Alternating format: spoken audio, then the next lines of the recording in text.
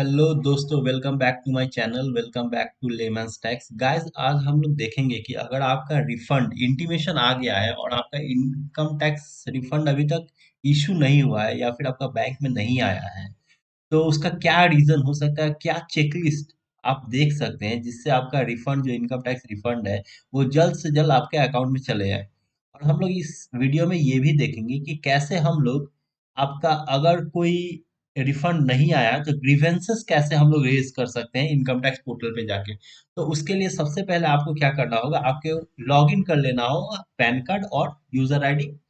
Pan card और password देके, आपका यूजर आईडी पासवर्ड देके इनकम टैक्स पोर्टल पे आप लॉग इन कर लीजिए। लॉग इन करके आप बैंक अकाउंट, यहाँ पे जो बैंक अकाउंट लिखा हुआ है आपका, ये बैंक अकाउंट का अपडेट कॉलम में जाइए और देख लीजिए कि आपका जो इनकम टैक्स पोर्टल पे जो आप ये दिए थे, बैंक अकाउंट अपना दिए थे, आईएफएससी कोड जो दिए थे, वो करेक्ट है कि नहीं, वैलिडेटेड है कि नहीं।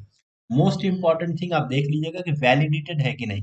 अगर वैलिडेटेड है तो ठीक है, अगर प्रोसेसिंग है या फिर कुछ और लिखा हुआ है तो उसका आपको चेक करना पड़ेगा कि आपका आईएफएससी कोड सही है कि नहीं। अगर मीन्स आप पुराना कोई आईएफएससी कोड दे रखे हैं, क्योंकि मर्जर के बाद, जब बैंक का जो रिसेंटली मर्जर हुआ था उसके बाद आईएफएससी कोड बहुत चेंज हो गया है।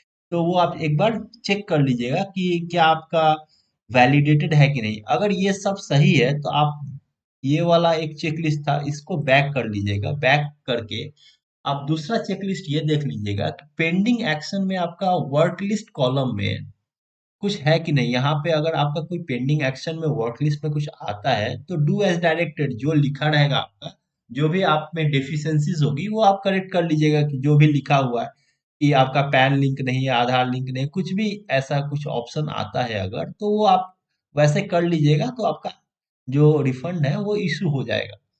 लेकिन अगर ये दोनों भी नहीं है तो आप तीसरा काम क्या कर सकते हैं, आप एक ग्रीवेंसेस सबमिट करते हैं तो कर सकते हैं। तो उसके लिए आपको क्या करना पड़ेगा, ग्रीवेंसेस कॉलम में जाना पड़ेगा। ग्रीवेंसेस कॉलम में जाके यहाँ पे टैब के ऊपर जाके यहाँ पे सबमिट ग्रीवेंसेस सिलेक्ट करना पड़ेगा।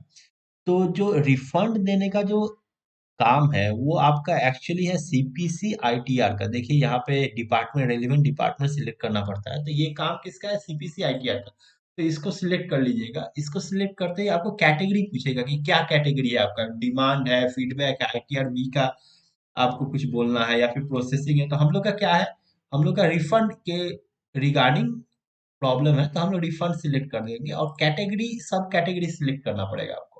देखिए रिफंड क्यों नहीं आया है, देखिए इंटीमेशन हो सकता है आपके पास आ गया हो, लेकिन रिफंड आपका नहीं आया। आप लीगल हायर वेरीफाइड हो गया। लीगल हायर क्या होता है, समझ लिए किसी का कोई रिलेटिव डेथ कर गए और वो उनके लीगल हायर हैं, तो वो क्या करेंगे कि अपने अकाउंट से वो लॉग इन करते हैं और फिर रिक्वेस्ट भेजते हैं इनकम टैक्स डिपार्टमेंट को कि मैं अपने रिलेटिव का, जो डेथ कर गए हैं, डिसीज्ड है, उनका रिटर्न वेरीफाई करना चाहता हूँ। तो उसके लिए भी वो रिटर्न, ये रिक्वेस्ट भेजते हैं। तो उसके लिए भी रिटर्न रिफंड अगर नहीं आया तो ये सिलेक्ट कर सकते हैं।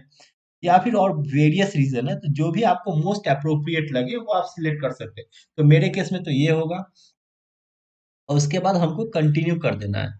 कंटिन्यू करते ही यहाँ पे आपको असेसमेंट ईयर सिलेक्ट करना पड़ेगा। तो असेसमेंट ईयर सिलेक्ट कर लेंगे, 22-23 है मेरा, 22-23। ठीक है। और यहाँ पे आपको छोटा सा शॉर्ट डिस्क्रिप्शन में लिख देना है। जैसे मैं लिखूंगा, dear sir, my intimation under section 143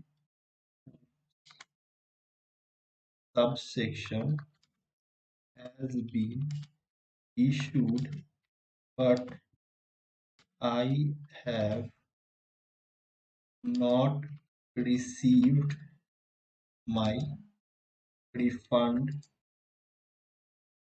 till date. Refund till date, ऐसे आप कुछ एक बना के अपना लिख दीजिएगा। और ऐसे लिखते ही इसको आप सबमिट कर दीजिएगा। आप जब सबमिट कर दीजिएगा, यहाँ पे आप अगर चाहें तो कुछ अटैचमेंट भी अपलोड कर सकते हैं, लेकिन ये कंपलसरी नहीं है। ठीक है, अटैचमेंट अटैच करना सब कंपलसरी नहीं है। और यहाँ पे अगर सबमिट बटन पे क्लिक कीजिएगा तो ये सबमिट हो जाएगा। तो गाइज, ये तीसरा नंबर चेकलिस्ट था, जो चेकलिस्ट बोल सकते हैं कि कैसे आप अपना रिफंड अपने अकाउंट में जल्द से जल्द मंगा सकते हैं। लेकिन गाइस कभी कभी क्या होता है कि समझ लीजिए कि कोई आदमी है जिनका अकाउंट जो है वो गलत दिया हुआ था या फिर वैलिडेटेड नहीं था। तो क्या होता है उससे कि रिफंड आपका अटक जाता है, तो उसको आप कैसे फिर री इशू करवा सकते हैं रिफंड। तो उसके लिए आपको क्या करना पड़ेगा, या उसके लिए आपको जाना पड़ेगा सर्विसेज में। सर्विसेज में जाइएगा तो यहाँ पे देखिए रिफंड री इशू का कॉलम आएगा।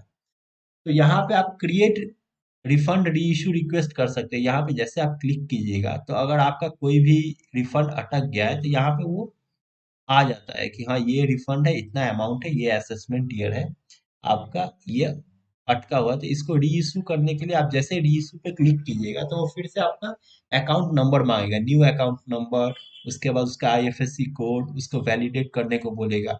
तो वो प्रोसेस फिर से आपका स्टार्ट हो जाएगा। तो ये आप फिल कर देंगे जब सब चीज, तो यहाँ पे कंटिन्यू बटन है, ये कंटिन्यू क्लिक करते ही आपका रिफंड रिक्वेस्ट फिर से सबमिट हो जाएगा। लेकिन उसके पहले आपको ओटीपी लगेगा मोबाइल में, जो ओटीपी आपका जो आधार कार्ड से लिंक है जो मोबाइल, उस पे जाएगा और आपको सबमिट करना पड़ेगा।